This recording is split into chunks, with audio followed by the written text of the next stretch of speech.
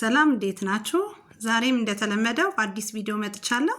መጀመሪያ ግን ብዙ ሰው እየጠየቀኝ ስለነበረ ባለፈው ቪዲዮ አንዳንድ ነገር ለማለት ፈልጌ ነው። ይሄ ባለፈው በምግብ ዘይት የሰራሁት ቪዲዮ ያው ብዙ ሰው ጠይቆኛል፣ ብዙ ሰውም ወዶታል። ላይክም ሼርም ሰብስክራይብም ብዙ ሰው እንድበረታታ አድርጎኛል። ግን በጠየቃችሁ መሰረት ፀጉር አይበጣጥስም ወይ ላላችሁት እኔ ሞክሬዋለሁ። ለፀጉሬ በጣም ነው የተስማማኝ። ስለዚህ ከዚህ በኋላ ማንኛውም የፀጉር ቅባት በዘይት አርጌ ነው እየተጠቀምኩ ለኔ የምጠቀመው። እናንተ ደግሞ ሞክሩትና ያለውን ውጤት ንገሩኝ። ለአንዱ የተስማማው ለአንዱ ላይስማማው ይችላል። ለኔ ግን በጣም ነው የተስማማኝ።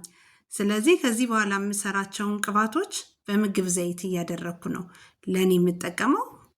የፀጉር ቅባት አልገዛም ማለት ነው። ራሴ ቤት ውስጥ እያዘጋጀው እጠቀማለሁ። በጣም ነበር የሚነቃቀለው ፀጉሬ፣ ይበጣጠስ ይሰባበር ነበር። አሁን በጣም ለውጥ አይቼበታለሁ።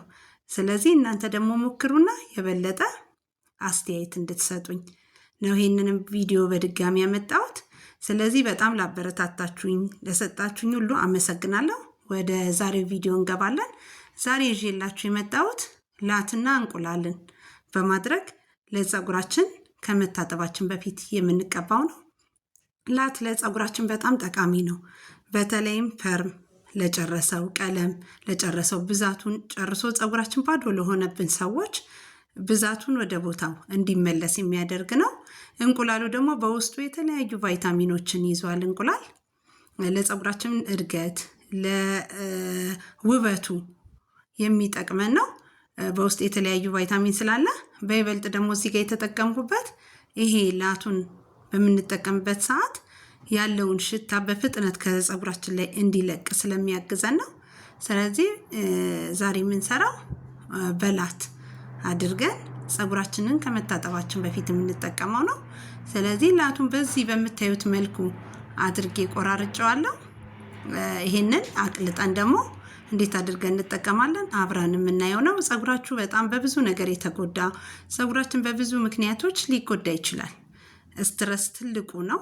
ስለዚህ በተለያየ ነገር የተጎዳ ፀጉራችንን ብዛቱን ያው ብዛት ሲኖረው ነው ፀጉራችን ውበት የሚኖረው፣ ቁመት አይደለም። መጀመሪያ ጤነኛ የሆነ ፀጉር ሊኖረን ይገባል። ስለዚህ ይሄንን ላት በእንደዚህ አይነት ዕቃ አድርገን ቀስ ብለን ኃይል በሌለው ለሰስ ባለ እሳት ላይ እናቀልጠዋለን ወደ ቅባትነት እስከሚቀየርልን። ከዛ ከእንቁላሉ ጋር አድርገን ነው የምንጠቀመው።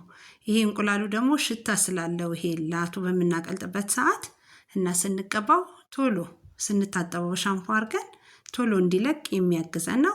በዛ ላይ ደግሞ በውስጡ የተለያየ ቫይታሚኖችን ይይዛል። ለፀጉራችን በጣም ጠቃሚ ነው።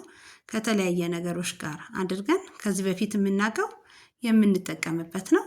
ይሄው እዚህ ጋር እሳት ላይ አድርጌዋለሁ ትንሽ ለሰስ፣ ምክንያቱም እንዳይቃጠል ቀስ አድርገን እሳቱን ቀነስ አድርገን ነው የምናቀልጠው። ይሄው ቅባቱ በዚህ መልኩ እየወጣልኝ ነው። ስለዚህ እንዲህ አድርገን በምናገኝበትን ላትን ባገኝንበት ጊዜ አድርገን ለፀጉራችን በእንዲህ መልኩ ብንጠቀምበት ፀጉራችን በጣም የተበጣጠሰ ሁሉ ወደ ቦታው እንዲመለስ ያደርጋል። ብዛቱ እንዲመለስ ያደርግልናል። በጣም ነው ለፀጉራችን ጠቃሚ ነው። ስለዚህ ይሄው በዚህ መልኩ ወጥቶልኛል። አሁን ደግሞ እንቁላሉን ይሄው በጣም ያምራል፣ ከለሩም እንደምታዩት ነው። ስለዚህ አዲስ የሆናችሁ ደግሞ ይህን ቪዲዮ የምታዩ ሰብስክራይብ እያደረጋችሁ ቤተሰቡን ውላለው የምታበረታቱኝ በጣም ነው ማመሰግነው። ከጠበቁት በላይ ነው ሞራል እየሰጣችሁኝ ያላችሁና በጣም አመሰግናለሁ። በዚህ መልኩ ቀልጦልኛል። አሁን እንቁላሉን ጨምሬ ፀጉሬ ላይ ደግሞ እንዴት እጠቀመዋለሁ አብረን የምናየው ነው። ስለዚህ በዚህ መልኩ አድርጋችሁ ፀጉራችሁን መንከባከብ ነው። ፀጉር ቁመቱ ብቻ አይደለም፣ ጤነኛ የሆነ ውበት ያለው ፀጉር መሆን አለበት። ስለዚህ ብዛቱን ደግሞ የሚመልስልን ነው። ይሄ ላት ደግሞ ባገኝንበት ሰዓት አስቀምጠን እንጠቀመዋለን ማለት ነው። ስለዚህ አንድ እንቁላል አድርጌያለሁ እዚህ ጋር። አሁን ከላቱ ደግሞ ጨምርበታለሁ። ይኸው ልክ በዚህ መልኩ ትመቱትና አሁን ላቱን እንጨምርበታለን ማለት ነው። እንደዚህ ከመታ ነው በኋላ አንድ እንቁላል በቂ ነው ለአንድ ጊዜ። ያው የላቱንም እንትን ደግሞ ልክ እንደ ብዛታችሁ እንደ ፀጉሩ ብዛት አድርጋችሁ መጠቀም ትችላላችሁ። ይሄንን በምትጠቀሙበት ሰዓት አስቀምጣችሁ እየቀላቀላችሁ እየቀነሳችሁ ከእንቁላል ጋም ከተለያየ ከአቮካዶ ጋም አርጋችሁ መታችሁ መጠቀም ትችላላችሁ ለፀጉራችሁ። ግን ፀጉራችንን ከመታጠባችን በፊት በቆሸሸ ፀጉር ላይ ነው ይህንን አሁን የምንሰራው የምንጠቀመው።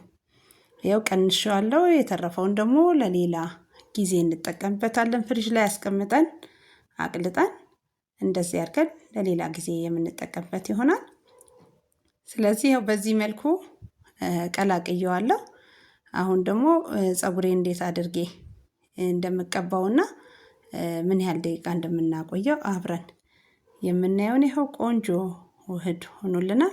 ፀጉራችን በዚህ መልኩ መንከባከብ አለብን። ይኸው የኔ ቀለም አለው ፀጉሬ እንደምታዩት ነው። የተለያዩ ትሪትመንቶች አድርጌ ፀጉሬን እንከባከባለሁ። ግን ያው ብዛት ካለው ፀጉራችሁ እየጨመራችሁ ምክንያቱም ቀለምን በጣም ኬሚካል ነው። ፀጉራችን በጣም ይነቃቅለዋል። ብዛቱን ባዶ ነው የሚያደርገው።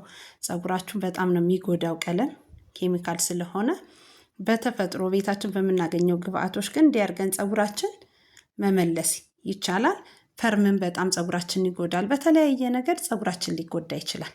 ስለዚህ በዚህ አይነት መልኩ አድርጋችሁ እየቀባችሁ 30 ስቲም ደግሞ ማግኘት ከቻላችሁ ስቲም ደግሞ ብትገቡበት የበለጠ ነው። ካልሆነም በላስቲክ ጠቅለል አድርጋችሁ 30 ደቂቃ ቆይታችሁ በሻምፖ መታጠብም ይቻላል። ስለዚህ ባገኘነው ሰዓት ላትን በእንዲህ መንገድ እንጠቀምበት። ሻይን ያደረገ ያማረና ቆንጆ እንዲሆን ፀጉራችን ያደርግልናል። ስለዚህ በቀጣይ ቪዲዮም በሌላ ቪዲዮ እመጣለሁ። አመሰግናለሁ።